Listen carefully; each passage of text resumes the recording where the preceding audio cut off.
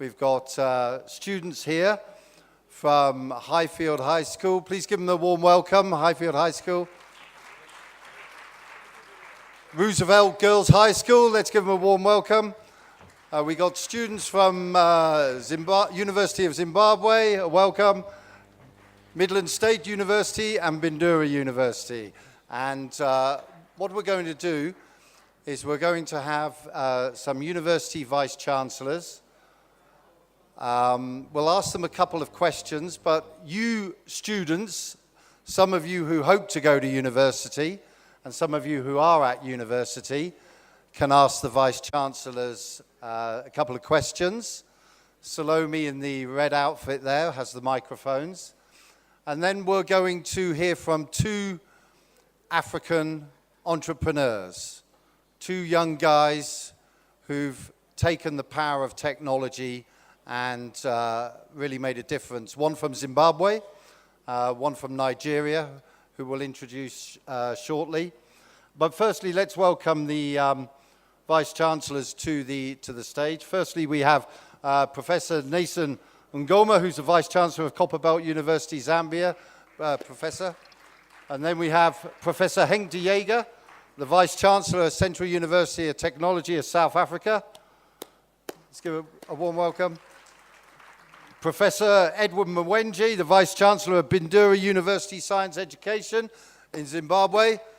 Professor, please, and some of your students are here, you'll be pleased. And Professor Dr. Elizabeth Tamajong, the Deputy Vice-Chancellor of ICT University, Cameroon. And finally, Dr. Somadoda Fikeni, who is the Executive Director and Advisor to the Vice-Chancellor of UNISA, University of South Africa. Please. Okay, so what we're going to do is, some of you students, you might want to think about, it's open-ended, we don't have any preset questions. The issues really, these university vice-chancellors, obviously they run traditional courses, but the world we're changing in the Mark East, the General Manager for Education, Microsoft, 2 days ago, said that 70% of the jobs in the future will require IT skills. And for example, in the UK now, computer coding is in primary schools. So apart from the curriculum, there are important questions relating to entrepreneurship, innovation, critical thinking, communication and digital skills. So I'll just get the ball rolling a little bit. I'm going to start at the far end because Dr. Tamajong is from the ICT University, which is a great name. So, Dr. Tamajong, what's the ICT University? What is it? Thank you very much, John. I wish to, first of all, thank AfricanBrains and the Zimbabwean government for putting up such a wonderful summit where we were able to exchange experiences and ideas. Now, the ICT University, it has a mother university in the US, Southern University of Baton Rouge, Louisiana. And the purpose of the ICT University is to train Africans to be creators of jobs, to be innovative, and to be critical in their thinking. And we do this through programs that we offer. We offer programs in software engineering, business management, and sustainable development, e-management, accounting, technology, and many other things, from the top-ups, bachelor's, master's, and to the PhD levels. And we also know that in order for our students to be good entrepreneurs, we make sure we offer courses that are compulsory, such as leadership, because whatever you do, you must be a good leader. And so we make sure under the leadership program, which deals with sustainable development, you have to take courses in the communication, conflict resolution, negotiations, teamwork, because you must work as a team if you're a good leader, and you have to be a successful entrepreneur. And what we do is for students, for you to come to ICT University, we require just A-level the certificate, at least 2 subjects in A-levels, because it is an American system. When you come there, you can then take up from there. So we have what we call top-ups. Top-ups, if you do an associate degree in one university, you come there and spend 1 more year to finish. However, the most important thing in our university is whatever discipline you are doing, you must take some 2 courses in ICTs, computer sciences, the basics of knowing your computer, the basics of using the internet, the basics of doing publishing, because some of you will do your publishing, your printing, and Excel, the things that you must know in life in ICT, how to even operate certain, machines. We also have short programs that are called Cisco, that you come and you involve in the software manipulation. You train how to maintain, maintenance of the iPhone, maintenance of computer, maintenance of laptop, maintenance of, printers and so on, so that if you don't have to go through the 4-year degree program, you can do a 1-year or 2-year program. Then we also have the continuous educational system, whereby we train students, who come in without any level, and you can have a certification or a diploma program, and then you could leave. But it all boils down to teaching the African students to be realistic, to acquire the knowledge, do research, and solve, problems on the ground. We don't import or invent the wheel. And by so doing, it makes you to think, because our students, after they finish their program, the first degree program, you've taken all your courses. You are required to write a senior project. And what is the essence of writing a senior project? It helps you to look at certain problems that you want to solve, and then you come out with a project, you do your writing, and it's been evaluated by the professors, and then from there they give you a degree. And then we also have what we call the internship program that actually, puts the student and the companies in contact. After you've done all your theories and you've learned everything, you go out there and then you work with companies for at least 2 months. While you are working with the companies, you are sharing your ideas with the company. You are able to identify certain problems within the company and you solve them. And then that gives you a better place, to also, put their experience. It also gives you the level of tolerance. You don't have to tolerate people out there. Remember, while you are in school, you are in a different world. But when you get out there, you get in touch with the population, you see things differently, then you actually appreciate the problems of the society. And most of our students have actually come on the World Consultancy with the World Bank and other places and other banks because they've done their internship. Remember, while you are doing the internship program, you are being evaluated by somebody on the job and also a university professor who goes to their company to evaluate you also, and then both of them put their marks together, and when they come back, and then you can, be evaluated and given marks. Okay, Professor, thank you. We'll keep things moving. Over to Professor Henk de Jager. A lot of the talk here in this Innovation Africa is the skills gap between education and industry. So what are you doing in your institution to promote critical thinking above and beyond the curriculum? Thank you, John, and Good morning, everyone. And also to add to my colleagues, congratulations to the organizers. I think very well organized summit. And congratulations to South Africa government and their people. Can I ask a quick question to the audience? It will be 2 seconds. The delegates, can you indicate by show of hands, in your own mind, do you see yourself as a creative person? Just a show of hands, hands up. You see yourself as creative? Maybe 25%, I guess, John, indicated. So 75% of us are not sure. But I think the good news is, all of you sitting here are creative.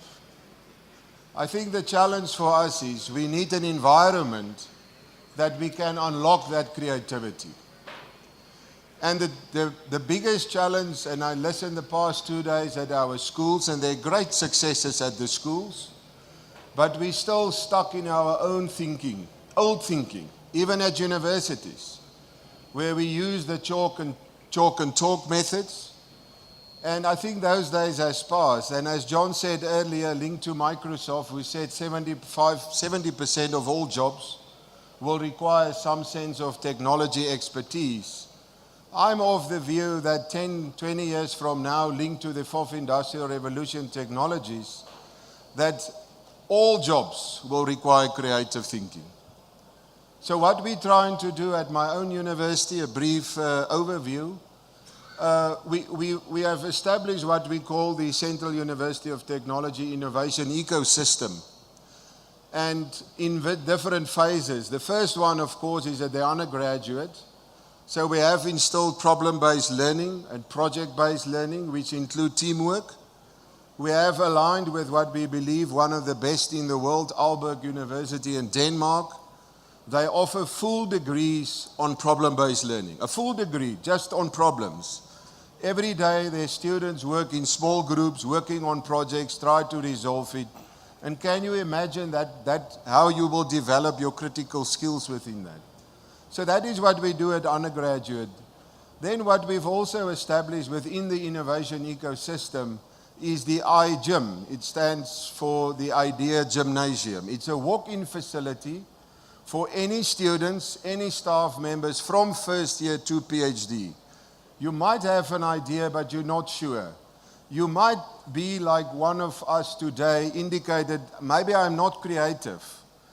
And we allow an environment within the iGym, it's about 25% of the size of this hall, where there's then expertise either through lecturers and engagement, or let's say John has got an idea, he's not sure, it's a social intervention, or it could be a technological intervention.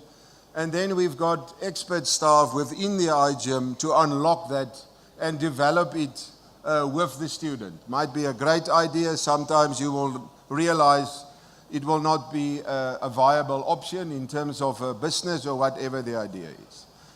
If the idea is good, then we will incubate that in our idea incubator through our CUT Innovation Services. They will assist with a business plan and et cetera, et cetera. And at the end of the day, it will end up in a viable business, and we will spin out these small companies. So they become entrepreneurs. They become entrepreneurs. But okay. What we've made a conscious decision. I think the days are gone for universities to argue that we produce graduates. And by doing that, graduates, I mean also research and community engagement. And by producing graduates, we've done our job. We should produce graduates with entrepreneurial thinking, entrepreneurial skills, and in this context of the question, creative thinking skills that will become employers and not the employers of the future. So in a nutshell, that is what we're trying to achieve, and started about 3 years ago. Still have a long way to go, but we're very passionate. Absolutely results. Just last month, we had 2 more companies spin out from our incubator. Do they own the intellectual property of those companies? They do, some of them. So the IP is a very critical part of this particular aspect. And just to take one brief example, I know we're running out of time. But please Google our website, the Center for Rapid Prototyping Manufacturing.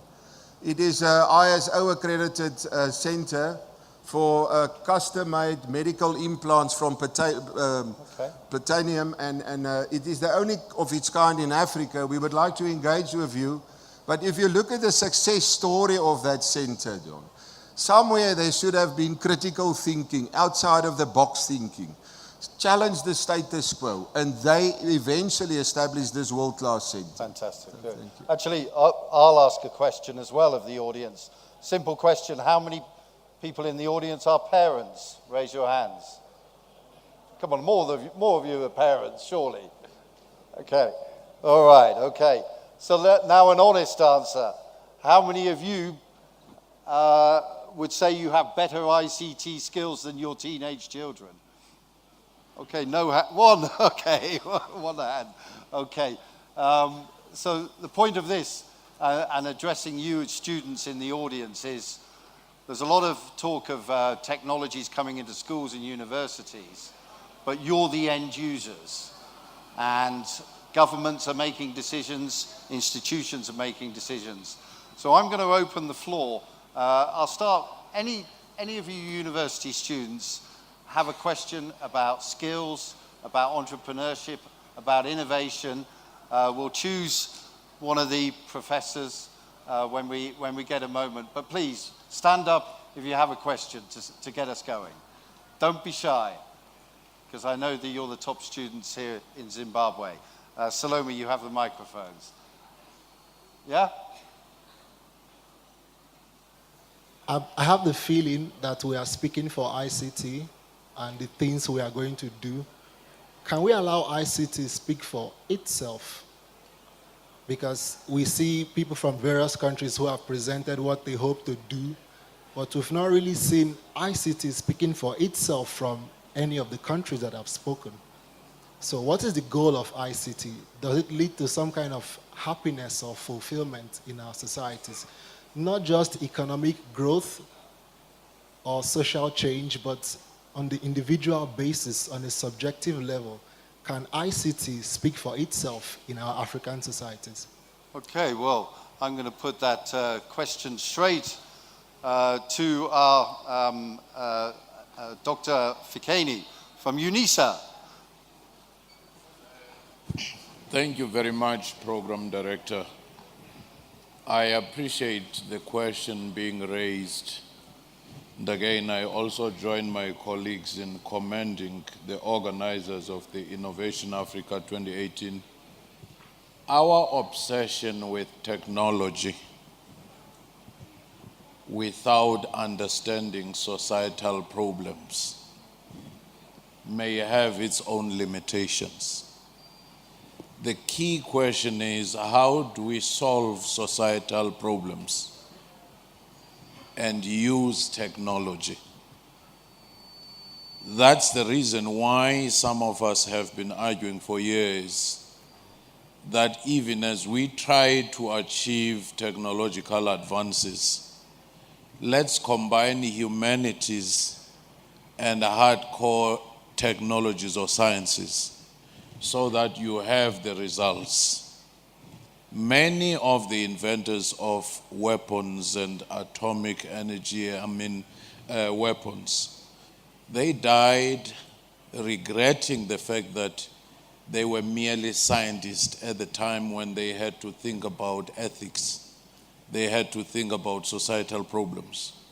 Then in Africa, you also have to be thinking about the African context so that you don't take the technology as is from Europe, from Asia, from America, without customizing it to the local conditions. That's what our University of South Africa is grappling with. Thank you. Okay. It's a good question. It's a good point, Dr. Fikeni. What you refer to, the renowned physicist Richard Feynman, who was part of the Manhattan Project, which led to the bombing of Hiroshima and Nagasaki. He went, after he saw the effect of that, went into a state of severe depression, thinking that the whole world was going to get blown up. And he drove the project to invent the atomic bomb. So it's a very good point, and a very good point about the subjectivity of it. If I could turn actually to yourself, Professor Ngoma, because in Zambia, as well as Copperbelt University, you're linked to training, if I'm correct, another institution to develop science and engineering teachers. Is that right? Well, thank you. Let me begin to join the others in thanking the organizers and saying what a wonderful organization you've run. But then let me very quickly talk just a little bit about a few things before I answer your question. One is, I'm from Zambia, but how many of the audience here, especially the youngsters, really realize that we are Siamese twins, Zambia and Zimbabwe. Once upon a time, Zambia and Zimbabwe had one capital, one university. In fact, one in most of these institutions. One, right? In fact, when it came to the liberation struggle, some of the colleagues in Zambia, well, not colleagues, much senior to me, and of course Zimbabwe, were even imprisoned in the same prisons. You were talking about Northern Rhodesia and Southern Rhodesia as one entity.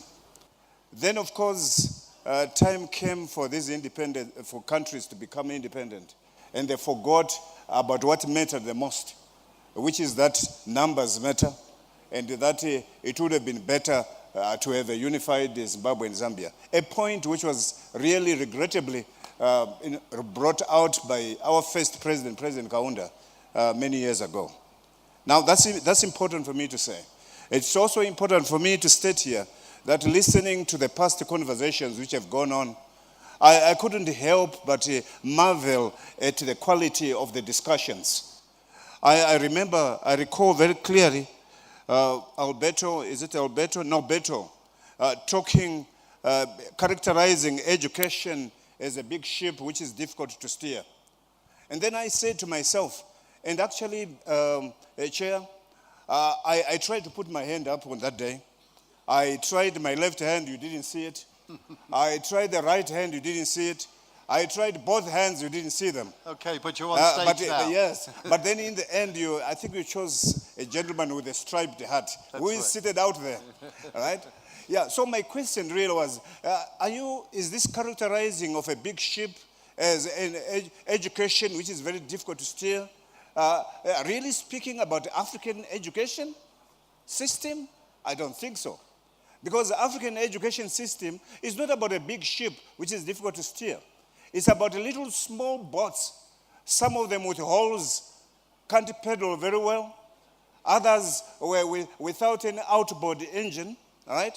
And others with engine but no fuel, right? And so ultimately, as people get better boats, speed boats, which Africa is now getting, by way of seeing what is taking place in several other universities. Then we start moving. That is my characterization of university in Africa. Then I couldn't help but marvel at Alberto's background. Alberto is still in the room, I think. When he talked about being the seventh in his family and having a lot of difficulties but overcoming them. But I would bet here that most of you seated here, especially the men and the women of more or less my age, would know that we used to walk to school, and at times you had to head cattle before you actually go to school, right? We have challenges, but these challenges have to be overcome. Now, let's now go to your question, which is essentially, Copperbelt University is a university which is extremely biased towards sciences. We get some of the topmost students, some of you, really topmost students, 5-pointers and 6-pointers, right? We get them in. The problem we have, moderator, is keeping them. Because once they get in and then they begin the university life, university routine, they find that, in fact, the routine is quite different from what they were used at high schools, right? You cannot wait for somebody to begin to tell you when to study. You cannot wait for that final examination because you have several tests and others which accumulate to a continuous assessment. So if you do not watch out and begin to study with colleagues, then you have a problem. Now, at the end of the day, a science-based student shouldn't have any difficulty in so far as finding jobs is concerned. That shouldn't be a problem. And we have not found that to be a problem at the Copperbelt University. Why? Because we make sure that our relationship with the industry is good. We make sure that within the curriculum we've included entrepreneurship. Entrepreneurship is very much part of that curriculum. And by the way, we also make sure that ICT is compulsory for every program. It doesn't matter what kind of program you have, right? So at the end of the day, we then say to the students, fine, you cannot find a job out there because the multinational corporations and the local companies do not want to get any more because it's too expensive and things are hard. But you can get organized.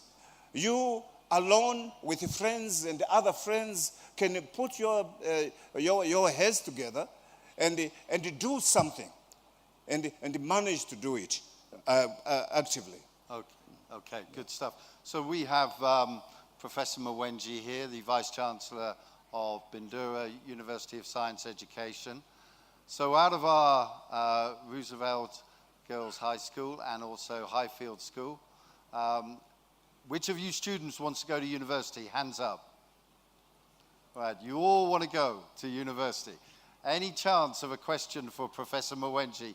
Anything to do with your expectations for developing skills? Do you all want to become entrepreneurs, innovators? Hands up if you want to be an innovator. Okay. Let's ask Professor Mwenje a question then. Don't be shy. I know. Yes.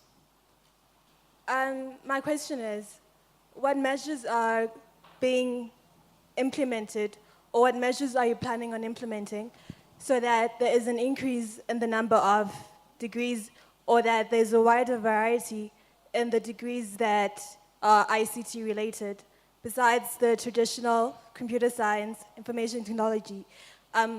What are you doing to increase the variety of these degrees? For example, introducing informatics. Thank you. What are you doing, Professor Mwenje, to introduce informatics? Thank you. Thank you very much, Rombidzai, for that question. And thank you indeed, John, for this, your involvement as well as AfricanBrains in this conference. And allow me as well to join the majority of the speakers in thanking the government of Zimbabwe in hosting this event. In particular, where we have tertiary, higher and tertiary education, and also primary and secondary education, students and participants. I believe that is very, very important. I think, let me mention, before I get to the answer, to say that Bindura University of Science Education is a science institute which is promoting science for human development. And in fact, it's so much in touch with the Ministry of Primary and Secondary Education, as well as even, kindergarten. We train teachers in digital skills. And just last year, in 2017, we trained 11,800 teachers in short courses in digital skills. And what we are doing also, we are running science Olympiads, which would involve computer science across the nation. And we have over 4,800 students from secondary schools that participate in these Olympiads to help students in critical thinking, not really following the conventional curriculum. So you would find that, John, some of these students would have participated in that or are going to participate in this area. Let me say that universities are well aware that we are living in a digital age and a technological age.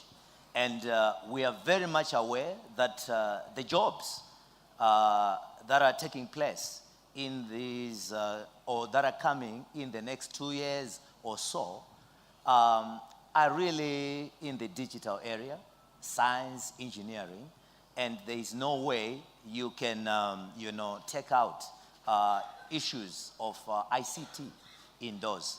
There are a plethora of courses, Rumbidzai, that are there that we are introducing.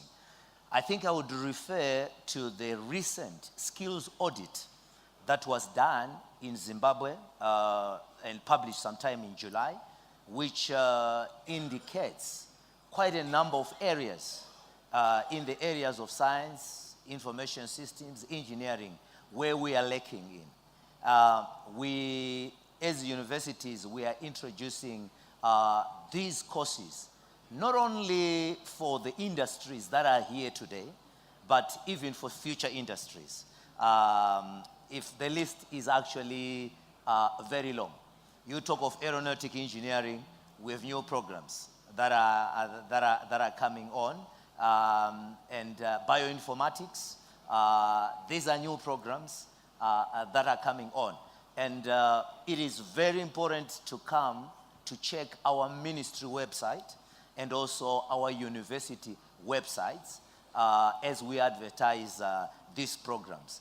I can let you know that some of the new programs which we have introduced, we don't have graduates yet because we have new courses that have come up across the universities in the last 2 years. And therefore, I am not sure if you are O-level, A-level or so, but I'm sure that by the next year, August, you will actually find that there are new programs. I think the education system is highly dynamic. And as our ministers indicated, we are well aware of where we are going. But let me say, John, one of the issues that I believe is very, very important for universities and higher education is that we capacitate students on critical thinking and also the ability to learn new technologies. Okay. It is very true, and the World Economic Forum mentions that, of 2018, to say that the companies that you see now, the jobs that you see now are going to disappear in the next 3 years. Some of them will disappear. And more than 40% of the jobs that you see in the companies that you see, probably in 10 years' time, they won't be there. But the essential thing that we ought to do is to have technological savvy people. You know, what you're saying is we don't know what the jobs are going to be, and what Professor Jager says, the creative thinking is going to be yes. So you must have the ability to learn, and we want to teach you to be able to learn new skills. Okay. And even when we drop you into a new environment, you are able to adapt. And it is very true that the time that I was at university, maybe 30 years ago, as an undergraduate student, and the courses that are here today are new courses. But if you are creative and you have the ability to learn, you can tackle anything else. In fact, it's us who are developing these things, and therefore we must be able to learn. And the ability to learn is an important component. Okay. And our curriculum should put that in us. I think that is one of those things. The curriculum evolves with time. Yeah. We've heard from each of our Vice Chancellors, our professors, a couple of nice questions there. I'd like to give you on the panel a little bit of inspiration. and all of you students a lot of inspiration. And we're going to hear from a couple of innovators now who are going to, firstly, going to come to the stage is Silas Adekunle, who is an inventor. Silas, please bring all your kit to the stage. Silas is from Nigeria, and he's started his own company, Reach Robotics, and invented a robot called Mechanon. Just as Silas is coming up, if you take the podium, and there's a very important aspect for students regarding robotics. Silas is just going to talk for 10 minutes, and what's important about robotics is it brings in a whole variety of disciplines. You have the discipline of creativity, of engineering, of computer programming, of mechanical engineering, and well, I won't say any more, Silas, and also being an entrepreneur, because you've got to raise money, and maybe you'll mention that a little bit. Please give Silas Adekunle a warm welcome.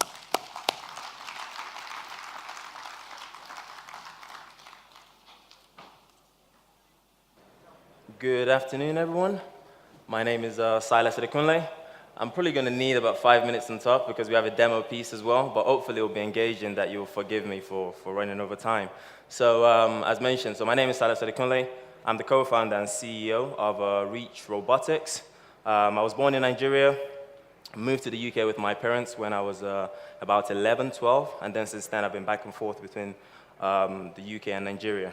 But today I'm going to be, my main goal is two things. One, to share with you my journey, starting in Nigeria and the opportunities I had later in life.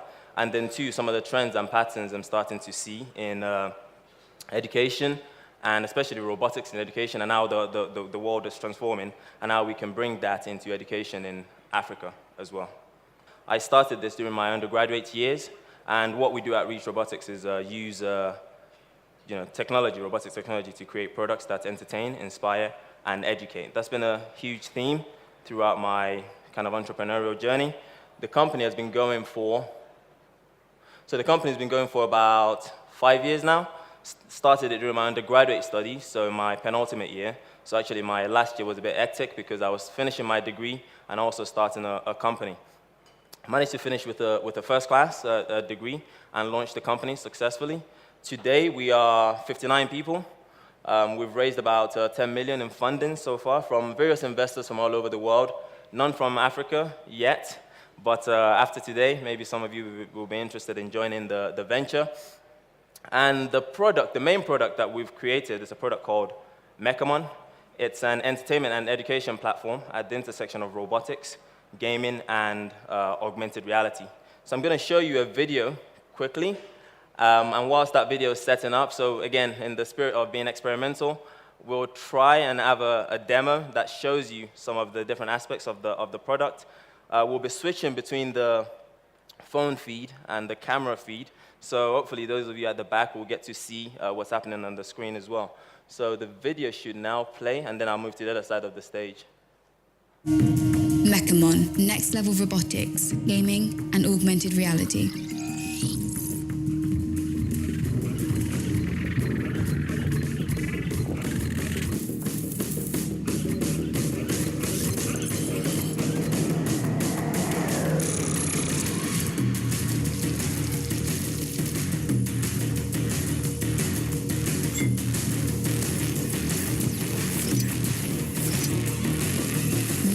Currently available in White Mech Academy and Black Delta unit models.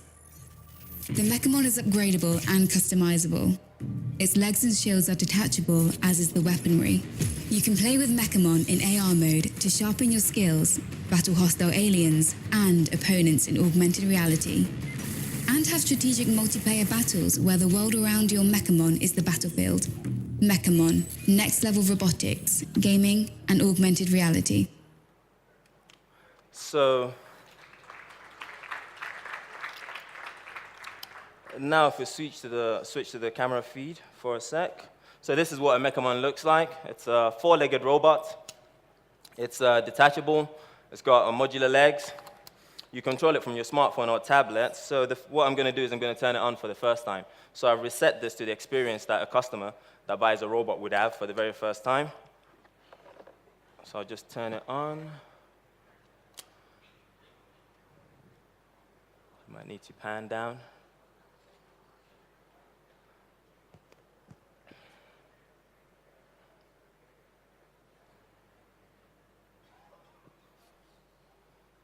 So it's waking up, it's finding its feet.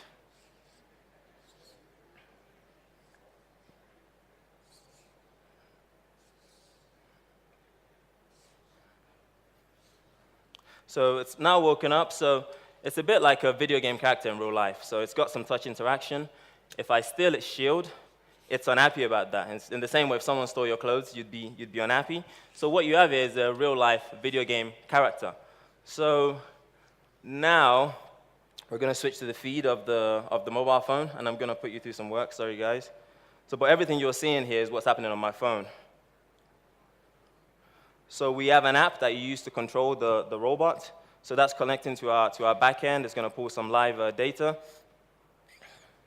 And hopefully the internet is fine. Cool. Usually live demos don't work, but this system has been tested enough that it should be fine. OK. So I've connected to the robot. It's waving at you guys, for those that can see it. And this is your access to the platform. So from inside the mobile app, I've got lots of various different ways to control it. So I'm going to go inside Play. So you've got Play, Create, and then Discover that's coming soon. So again, talking to all of the creativity skills that you guys were mentioning before.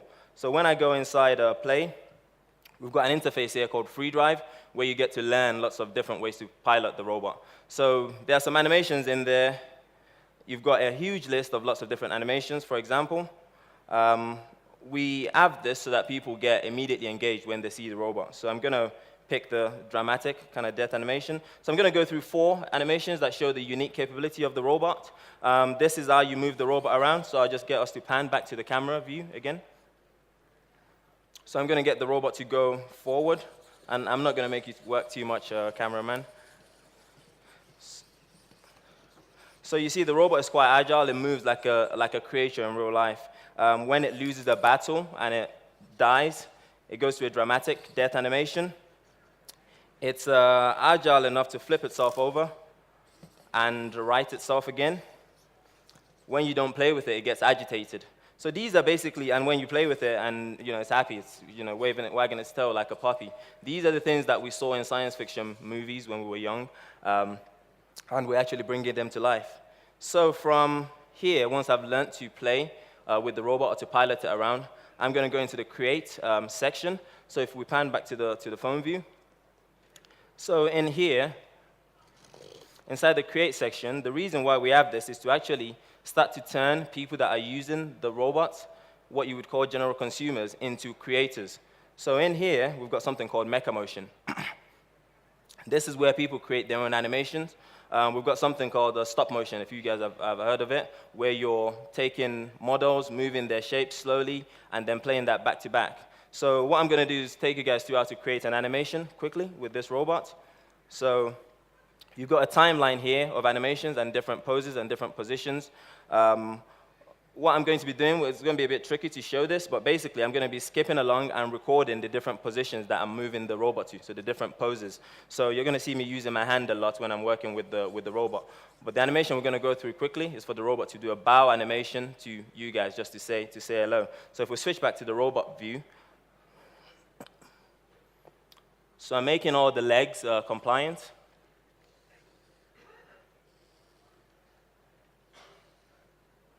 I'm going to record that position. Then I'm going to get it to bow. I'm going to record that position. I'm going to let it to bring its leg back out. So really simple, really fast, and hopefully easy to understand. And I'm going to get it to sit back down. So, and then we're going to play that back. So I'm just going to press the play button. And that's a really simple, quick animation that I've created. Now, as a student or a young person or, an adult, you can save this animation. So I'm not going to save it. But if we switch back to the phone view, I can go back to look at what other people have created. And lots of people are creating animations, sharing them with each other. So this is a new platform for the future. So now I'm going to go back out of this. As you can see, what we've focused on is not really advanced coding to start with. It's the foundational creative skills, just capturing imaginations, making sure people are interested, capturing their interest, and then we allow them to opt in. Usually in education, it's people being forced. Even sometimes they might not be interested in the hardcore coding, for example, and what they want to do is something creative. And there are huge industries, the entertainment industry, the gaming industries, huge, that are worth billions and billions of dollars that have a valid career just like any other super STEM-related career. So now, what I'm going to show you then is once someone's learned to play with mecha motion, we can go to the next stage, which is something we call mecha code, where you start to chain, where you start to show them how to do coding. But again, not in the complex way. This is chaining small behaviors and actions together.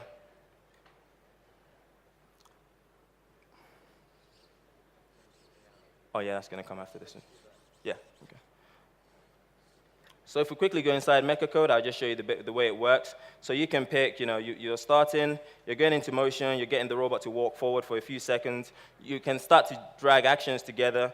You're not doing anything overly complex, and the robot would start to move in the way that you're teaching it how to. So again, you're starting with the creative skills, then taking them to something much more engaging, much more deep. So it's down to them to opt in.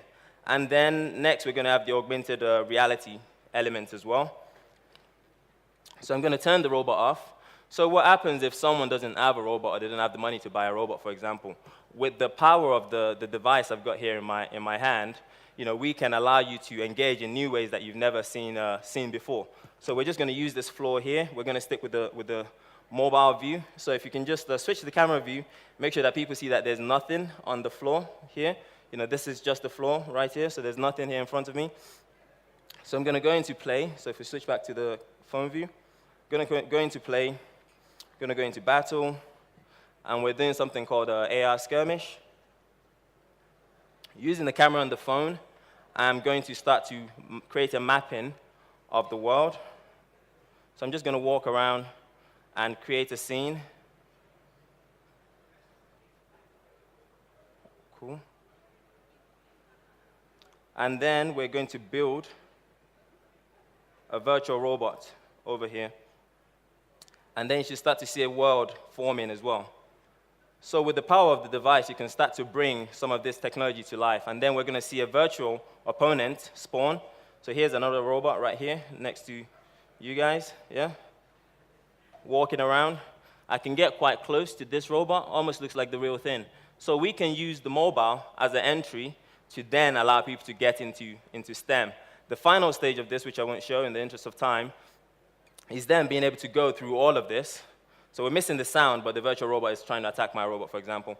So the final stage of this is then to allow people to go into actual coding. So once you've learned to create, and then you've learned to start chaining code together, you can actually go to start writing the code that people are used to, C++, C#, all of those types of things. So that's a little bit of the demo. Then I'm going to go through my story quickly and my journey. But hopefully that gives some context of the interesting technology that we're creating that I hope one day, lots of African entrepreneurs can start bringing to life as well.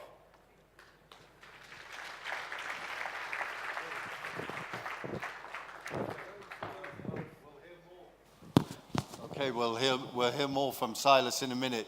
What we're going to do is roll on with some questions, Silas. Are we that short on time?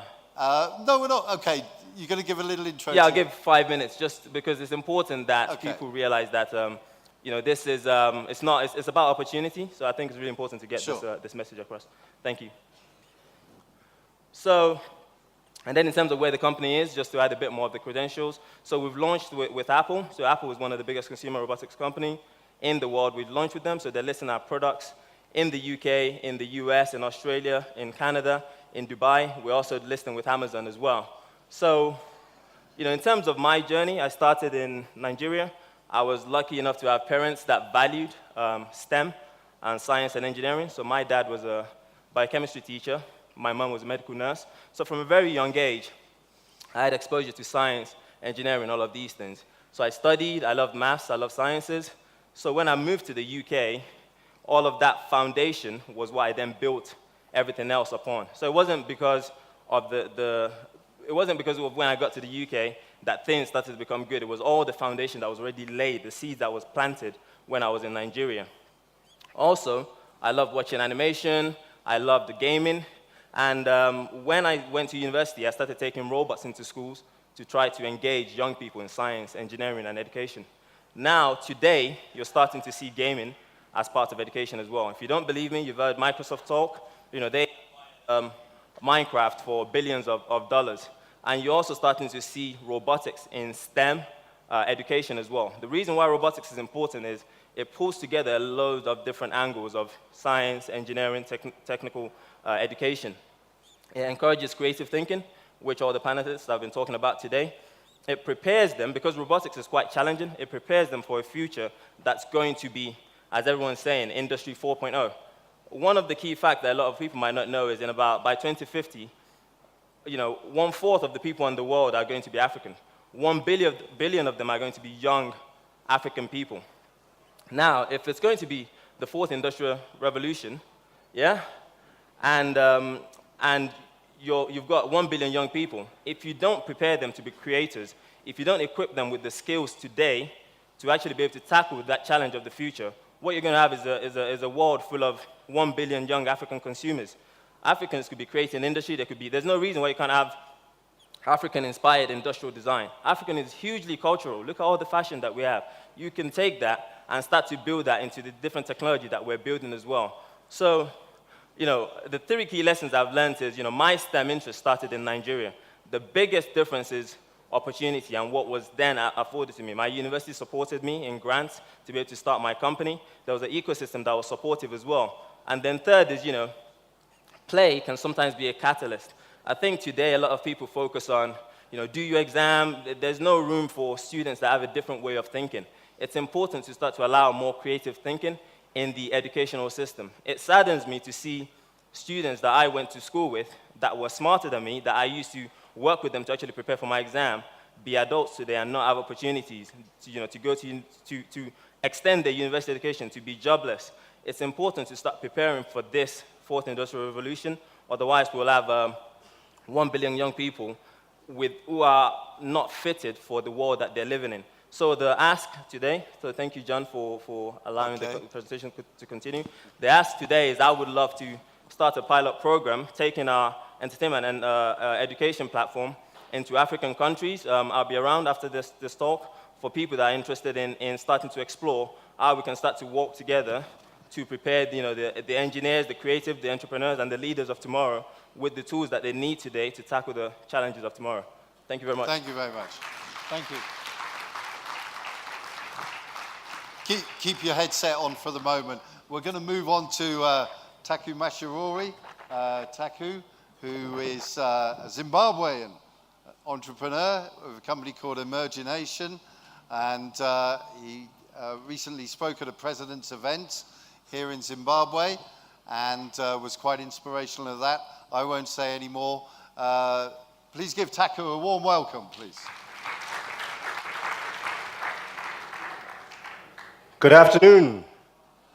All right, this is a good crowd. Beautiful. I want to firstly say good afternoon to the honorable ministers in the room and the distinguished guests that are with us here today. And most importantly, I want to say welcome to our bright learners that are here today. I'm extremely happy that I'm going to also have the opportunity to speak to you all. Ladies and gentlemen, we are sitting on a ticking time bomb. It's estimated that by the year 2035, Africa will be home to the world's largest working age population, surpassing both China and India combined. Let's put this into numbers really quickly. As of the beginning of this year, Africa had 6,209 days remaining until we become the world's largest working age population. But as of today, November 30th, 2018, Africa has 5,000,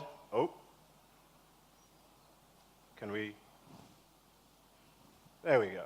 Africa has 5,883 and 70 days remaining. The clock is ticking. So, what does that mean? It essentially means we're going to go and move from having 500 million to 750 million people below the age of 18 in 5,870 days. That essentially means that by 2035, the majority of the world's high school graduates will be right here on our beautiful continent. Now, there are going to be challenges we're going to encounter. First and foremost, we need to create employment opportunities. The World Economic Forum says that we need to create about 200 million jobs in these days that we have remaining. The next thing, healthcare. UNICEF is telling us that we need to develop 5.6 million new nurses that can be able to cure our continent. When it comes to graduates, only 5% of Africans actually attend university. Now that's startling to our chancellors. But we need solutions to this. And after that, actually, we have students that are graduating from university and they're not getting into employment. So those are really big problems, and they're only going to increase as this population grows. Agriculture. We have 60% of the world's arable land, yet we import $35 billion worth of agricultural produce every single year. But we're hungry. That makes no sense whatsoever. And lastly, we all know about electrification. We all have experienced some of the power cuts. So my urge is that we have these increasing challenges that will occur, and we will have the largest working age population and young people below the age of 18. So what do we need to do? Every single one of us, whether you're a chancellor, whether you're a minister, whether you're an executive at a large company, whether you're a founder of a foundation, we all need to put our best foot forward to enable the next generation, such as the students that are sitting here right now, to tackle these problems. We need to develop them to have the skills so that when the time comes for them to solve these problems, they won't have that burden anymore. At the end of the day, your children and your children's children will be living in the Africa that you project. And if we don't solve these things today, they're going to look back and say, what did my mother, what did my grandfather do to fix these problems that I'm encountering? We don't want the seesaw to go to the left.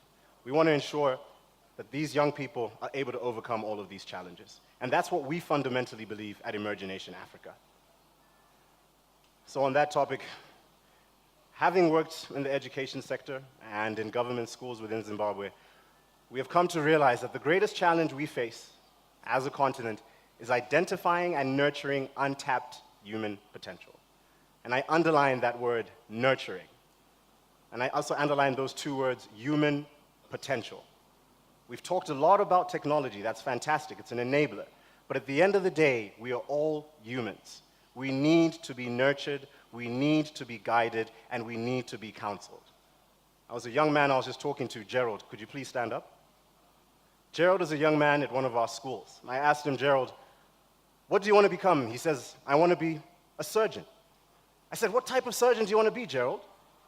Gerald responded to me, I'm not sure. I haven't been exposed. I don't know what type of surgeons they are. And I said, when do you graduate? He says, I'm graduating next year.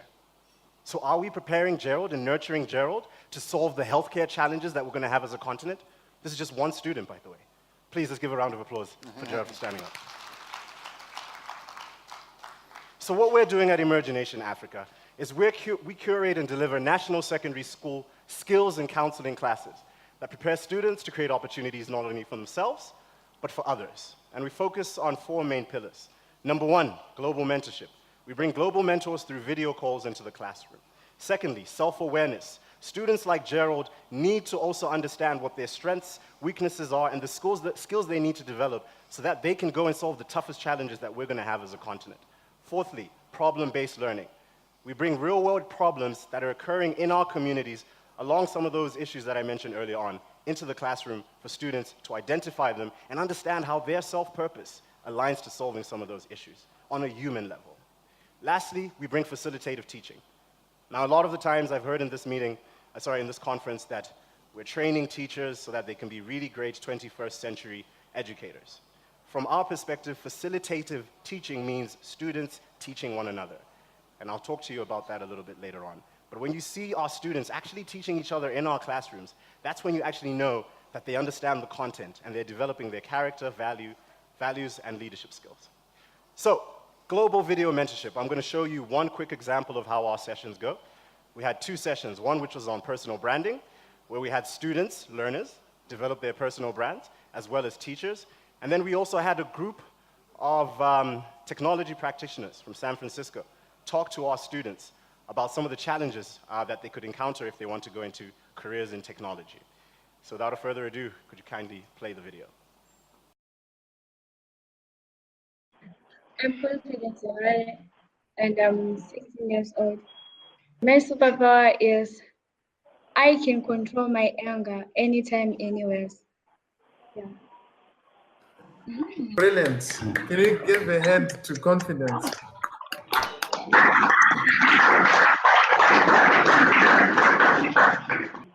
are you, sir? No. Hi.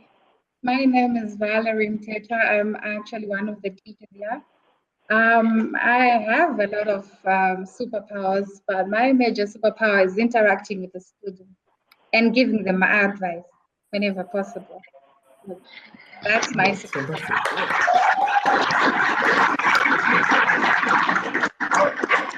Thank you very much. Hello. Hi. Hello. Okay, so my question is directed to Obey, right? Okay. Your field of study is something that's really interesting, and it could help mainly countries in Africa, considering that we have a lot of people who will be queuing like at hospitals and all that. But then I want to understand that for you to introduce something like that in Africa, could you first deal with our technology advancements first? I'm one person, I'm one individual who would want to study abroad, but then come back home and practice. So is this something that can be practiced in a country like Zimbabwe, for instance, and help solve the problem at hand? Or you have to first improve the technology in the country and then you introduce something like that?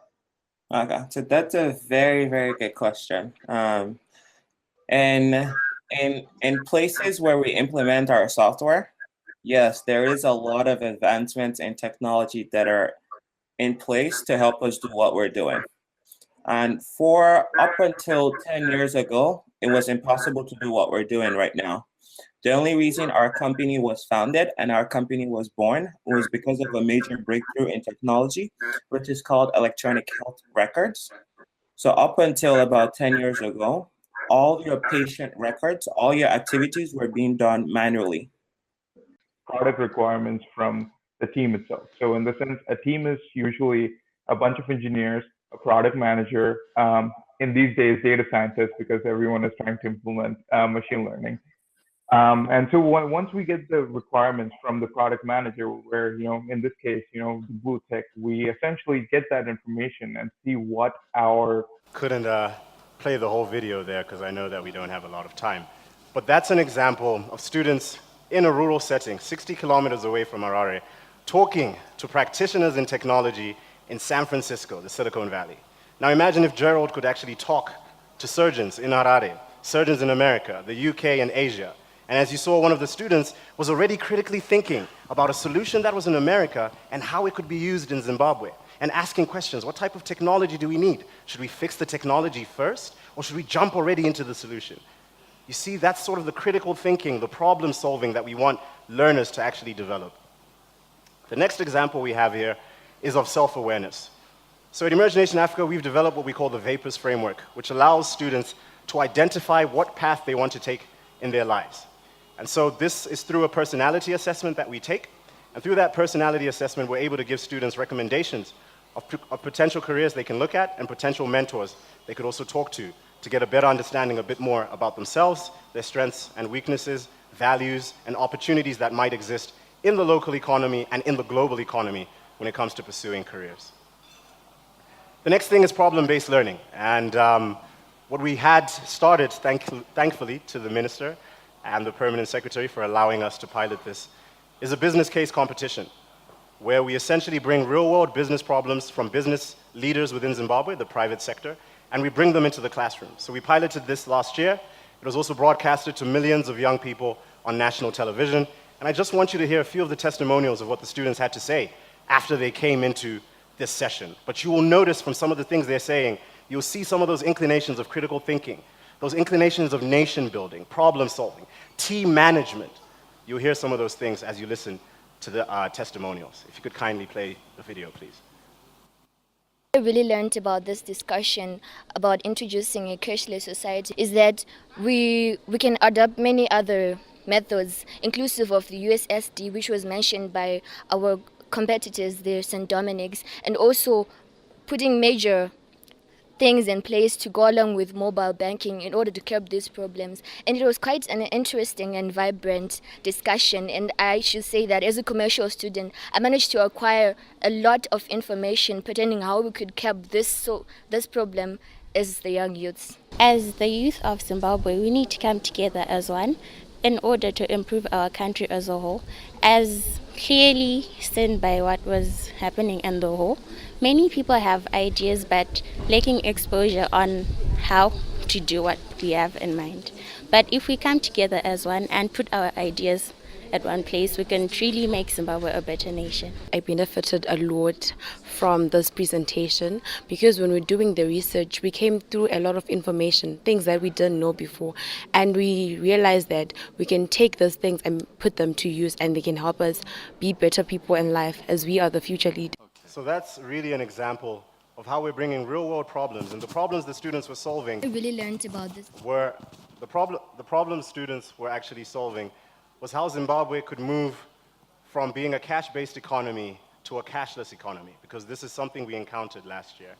And so you can actually see that instead of them reading about this in textbooks 7 years from now, they're facing those problems head-on and getting ready to face other tougher problems when their time comes. The last piece is essentially the facilitative learning piece. Everything that we do in that classroom, students learn internally. They understand what self-awareness is. They understand how to conduct some of the global mentorship sessions, and they start teaching their fellow peers. As you can see here, at one of the schools we worked with in Highfields called Murimwe High School. So I'm just going to flick through this very, very quickly. I know we don't have much time, and everybody has a lot that they need to also say, but just in general, when we look at bringing our programs into schools, we've sort of developed a master law of hierarchy that we use internally to understand if a school is ready to adopt education technology, if a school is ready to adopt a program such as ours. Because you need really a holistic view. So at the bottom, you obviously need infrastructure, building, furniture, fixtures. You also need a culture, right? The school needs to know what is the purpose of my institution within the context of the nation, right? There needs to be rewards and incentives for teachers as well. Those teachers that are being creative, innovative thinkers, how are they being rewarded within the campus itself? The next level is people and resources, right? How is skills development actually done in the school for the teachers themselves? How is talent acquisition done? A lot of the schools we work with, there may be some people that are not as young, that cannot connect as well with students, but that's something that should also be considered in the talent acquisition strategy. And the last piece is the technology and the content, and we're very excited that there's some people we've talked to here who are interested in partnering with us as we go into more schools to bring in the technology that's needed and the connectivity. And our big focus is really on the content and ensuring that we have interactive classrooms. Just want to now make sort of a final announcement. We have just made an agreement with ZB Financial Holdings, the oldest bank in Zimbabwe, who will be officially sort of the sponsors of our business case competition, where we're going to be working with 54 schools across Zimbabwe in 10 different provinces, impacting 1,600 young people that are going to be coming up with solutions, some of which you've seen. One of the cases is actually, how do we solve the fuel shortage crisis that you've been seeing when you're walking around? So our students are going to be working on those. Sorry. And I'll close by giving you all a closing question.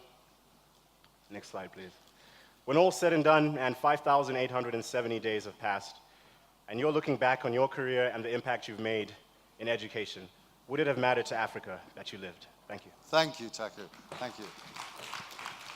Okay, Vice Chancellors, I think it would be nice just to go along the panel now, and for our students here, each of you, from what you've heard from Silas and Taku, for these young people, what is the takeaway in terms of the preparation of their education and their expectations after education from the inspiration of these young guys? I'll start with you, Professor Ngoma. Let's go along the panel. Let's do sort of 3 or 4 minute takeaways from what we've heard.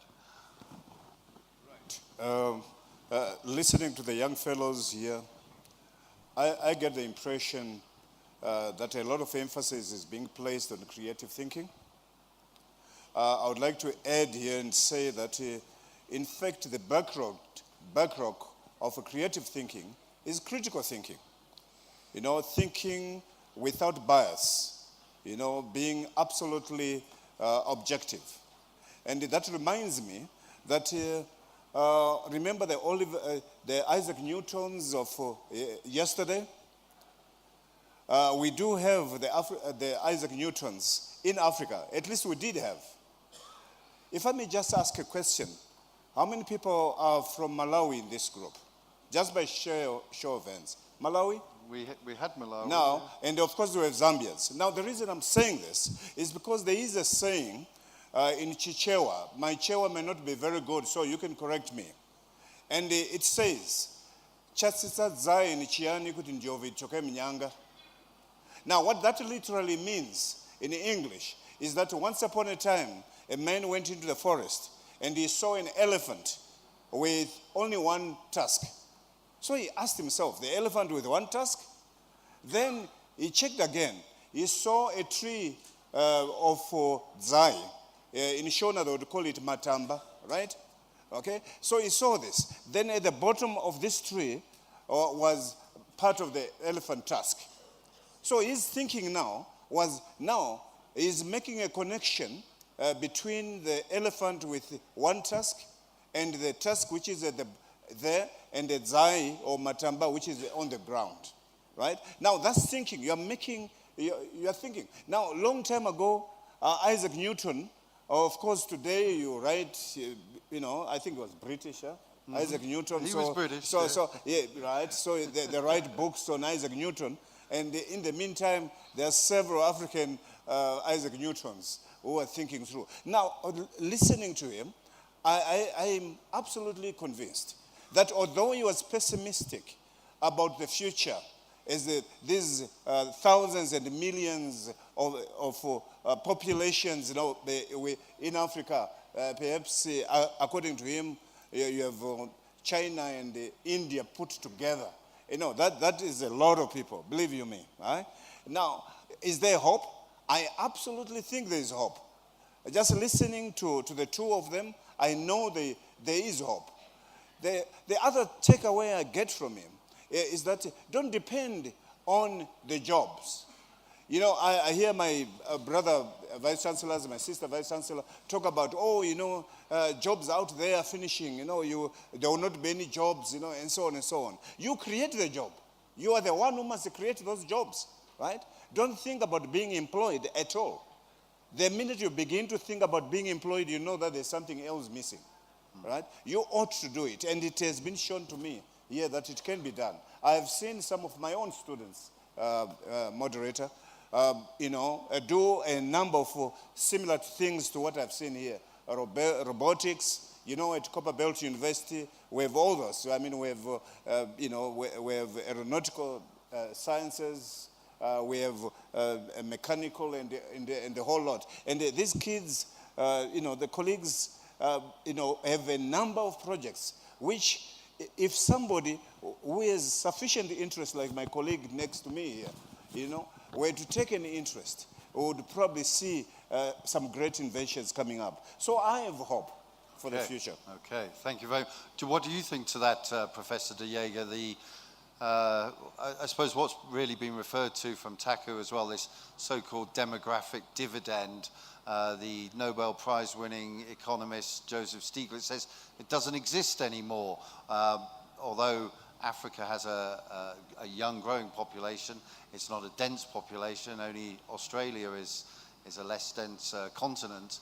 But this demographic dividend that we had in Europe in the 19th century and 20th century doesn't exist so much because of technology. What are your thoughts on that? I think, thank you, John. If you look at the two role models we just had now, and they made me as African very proud, it depends on how you define Einstein. Because in the context that we have experienced today, they are the Einsteins for me in this particular context. So my contribution is to our especially our youngsters, our school learners and our students from universities. And I want to link to my colleague from UNISA that we need to claim the space as the human race. We shouldn't see technology as a threat. Technology as an enabler, as has been said by one of the presenters. But we can use technology in order to, and whatever that challenges might be. So that is my one last thought I would like to leave. We are human race. We are in charge. We have developed these technologies, as we've seen what Silas developed. That was done because of human power. So the brain is in charge. And we need to claim that space and don't see technology as a threat, but as an enabler. That's my one comment. I think the second one is, like I've said in the beginning, there are homegrown Africa talent in this continent, a great continent with great people. And it is for us to, what I've said earlier, to unlock that creativity. My lessons I've learned from Silas. Silas indicated to us that he loves animations. So by watching animations, I believe you're watching it on a video or something, Silas, and maybe read those funny books, and it triggered something in his mind. So Silas used a means, in this case animations, to unlock that creativity, and it made him start asking questions. Simple tool that he used. In Tabu's case, Tabu felt that it was Tabu, the second one. Taku, yeah. Tadu, sorry. Tadu felt there was a need in the Zimbabwe education environment to unlock the creativity, and by doing that, he developed a tool to do that particular intervention. So my message to our youngsters and the future of the Africa continent is to scan your own environment. We're living in an Africa continent with huge social challenges. But now you need to challenge the status quo. If your parents are doing this for 20 years the same way, or your teachers, or the environment that you're operating in, just take a step back as the youngsters with your bright minds and say, but is there not a different way? Why are we doing it in this particular fashion? And claim that space for yourself, outside of the box thinking. And then my last comment is to the young scholar pupil. The surgeon. The surgeon. Never stop dreaming. And I think if you look, Silas, you had an example, and both our entrepreneurs, they had a dream in mind. Never stop dreaming despite your circumstances. So with that, thank you, John. Thank you very much. What are your thoughts on that, Professor Mwenje? I think it was reflected what the Minister of Higher Education said at the beginning. The technology's up here in the mind. This is just a piece of metal and plastic. And your message to our students. Thank you very much, John. Actually, yes, summing it up from the morning session, it's interesting what the ministers were saying, saying that they were putting things in place, and that's encouraging because the foundation is very important. Even from what Silas presented, you see, the foundation is very important from where the students, not only at secondary school, not at university, to get innovation and creativity, but it really starts, even at the early beginnings. And it is therefore very important for us to expose our students early enough in their young age, because we cannot assume that they get, creative when they have reached university or at the end of their careers, and the foundation is very important, and therefore governments in trying to invest early, it's very, very important. Talk about issues of connectivity, talk about issues of bandwidth. Those are the issues that the students, even at an early age, whether they're at primary, secondary school, or education, kindergarten, they can get exposed, and therefore building a firm foundation for our people is important for Africa as future development and for building the people that we would want in the future. Let me also say that one of the things that we started at our university We used to give finances to staff to do research.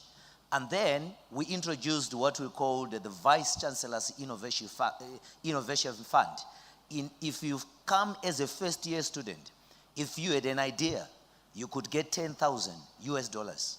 And then we encouraged people to get support from other students as well, across faculties. And that's yielding, Is that Bindura's version of crowdfunding then? that's the innovation funding, that's what we are doing. And I believe that we have talent in Africa, and we must give our students opportunity. And I want to say to the young people that are there that the problems that we have in Africa are opportunities as well. And therefore, they must think outside the box, and they must engage with companies, and they must use every bit that they have, like what we have seen Silas doing.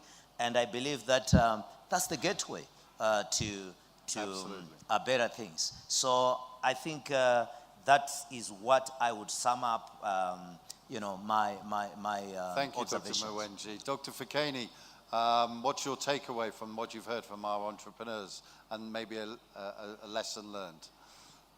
Well, I do think that this is a very good example of what this conference should build on, where we may have less talk and more youthful people coming to say, this is what I've done.